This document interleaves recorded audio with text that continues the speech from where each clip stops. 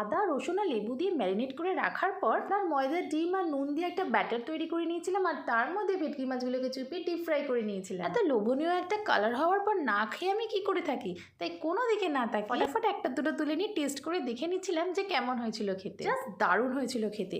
তারপর একটা জলের মধ্যে টমেটো সস আর সয়া সস নিয়ে নিয়েছিলাম। ওটাকে খুব ভালো করে মিশিয়ে নেওয়ার পর ওই ভাজা তেলের মধ্যে দিয়ে দিয়েছিলাম পেঁয়াজ আর লঙ্কা।